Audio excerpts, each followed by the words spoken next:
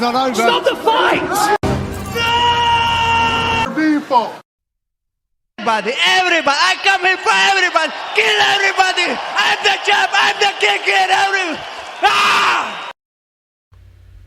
Okay, guys, welcome back to Broke Bets. We're here in 2023 with some brand new bets for you guys. Went positive 22.23 units last year, so if you're here and you're a new guy, welcome along. And what's up with you, dude?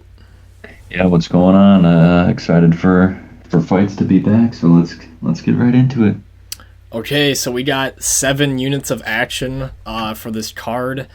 Potential to win 5.4. To start off, I'm taking Soriano versus Kopylov. Kopylov just hasn't impressed me in fights where he hasn't fought in, like, I don't know, mildly good people. Lexco Tirko looked horrible in this most recent fight against him, but Soriano overall has like a extremely good left hand, although he can overuse it at times. He has the grappling to back up if he wants to take this fight to the ground, where Kopylov kind of got exposed by Albert Duraev. And overall, I just think he'll find a knockout in this fight, or win 2 of the rounds, because he is also very durable. And yeah, I think he gets this knockout, though. Next bet, I got Nassourdine Imavov beating Sean Strickland here. Just a couple things pile up for Sean, which makes me doesn't make me like this fight for him. For one, it says short notice, obviously, at 205 pounds, and I actually feel that Imavov's going to look bigger, a lot bigger than Strickland for the 205 thing. I think that he's going to gain a lot of that weight back, and I think that Sean's just kind of not going to cut hardly any weight. He's not going to have to, obviously, but he might have been eating cookies over Christmas break and all that. And he might. I think he said he was like two. I think Strickland said he was like 215. Right. So I don't know how things go, and there's just some things with his fighting style. Listen, I think he's a great fighter, but like when it comes down to like actually going after the win, I don't think he's sparred so much that his style is literally sparring. So, I mean, when you watch that Jared Cannonier fight, he's he doesn't really like try to go get rounds, where I've seen Imavov, in the UFC France fight, like go after Buckley and go for a finish. And I also really like that Imavov at range can really set up a 1-2, which could knock out Strickland. I feel like Cannonier doesn't have any setups to his punches. It's just throwing the big punches when there is. And I think Imavov has some more with that. He's got knees, he's got kicks. And it could be a really close fight, and Sean could get a decision here, but I have to stick with Imavov here. But should be a really good fight, maybe even better than the previous fight that was set up. Also, I'll just say the Daniel Argueta fight, that one with Isaac Dolgarian got canceled, and the new step-in Nick Aguirre, that guy. I'm going to pick Daniel Argueta by a knockout or a finish. I just think that the other guy, if you look at his experience, not many credible resumes he's faced, whereas Argueta's actually faced some winning fighters. But yeah, moving down to the parlay. Basharat and Nascimento. Again, if you don't know Javid Basharat, he's kind of the next big thing, I believe, in bantamweight. And Nascimento, very big flyweight. If you watch Carlos Hernandez, I believe his last 2 fights he's gone to split decision. Victor Aldermirano, debatable if he won that. Also his Contender Series fight, I believe. And doesn't look super great anywhere. Doesn't have the power, I don't think, to put away Nascimento. And Nascimento's fought hard rounds with people like Tadjir. This is a big step down, in my opinion. And Basharat, like I said, top of the line fighter, and I think we said this during the breakdown. If Mendonca beats him here, Mendonca's extremely legitimate then, because Basharat's a top-notch fighter. So, yeah, putting 1.2 units behind that.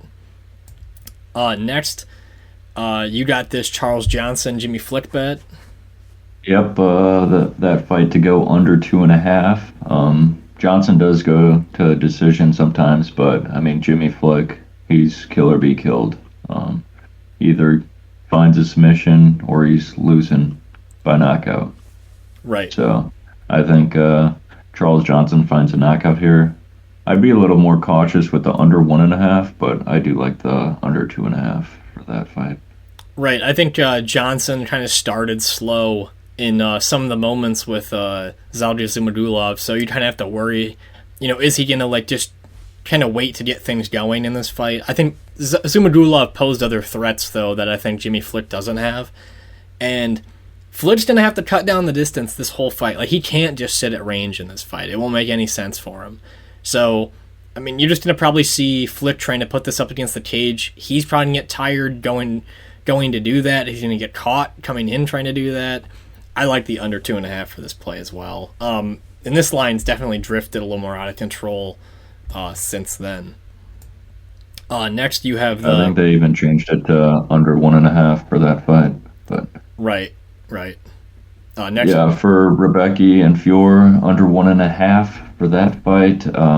Fiore's never been in a round 2, so I see this ending in round 1. And Rebeki, he's a killer, man. He's finishing a lot of his fights in round 1. Ground and pound. And back to Fiore. he is 6-0, but he's fought Jay Ellis twice.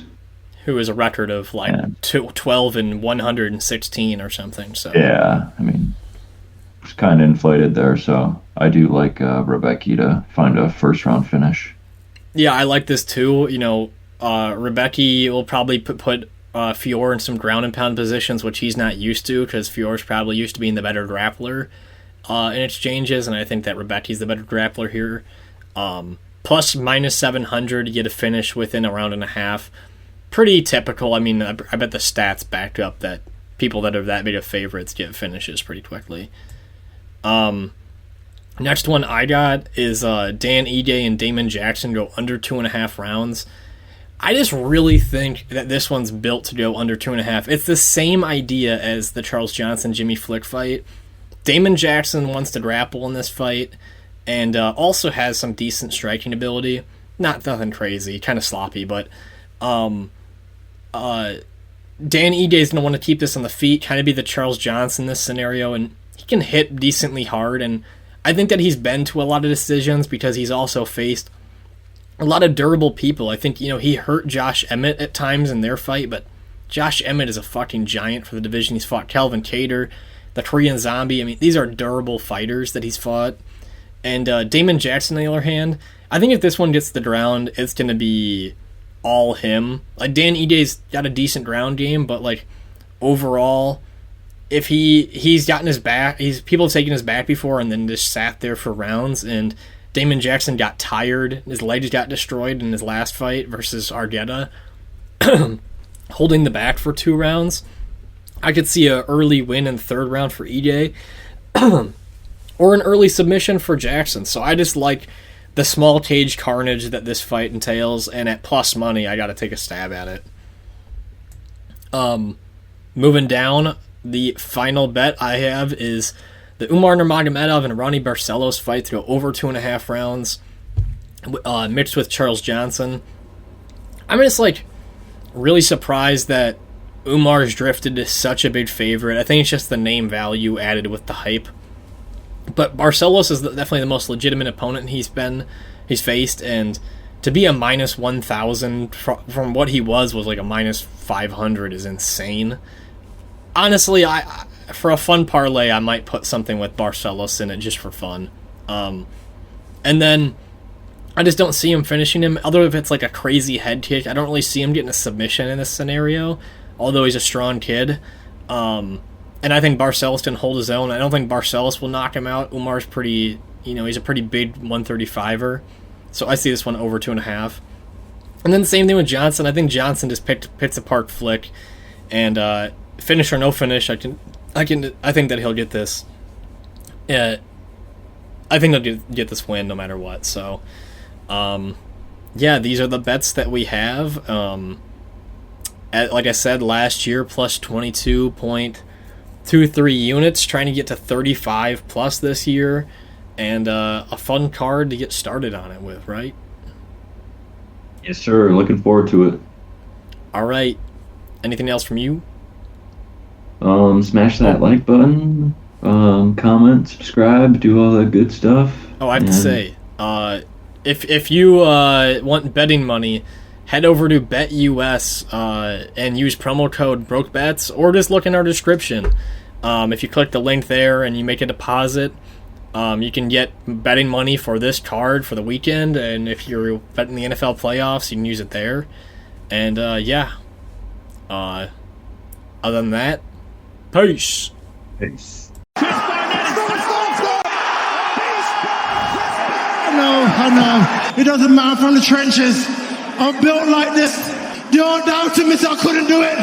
The old said I couldn't do it. Look at me now.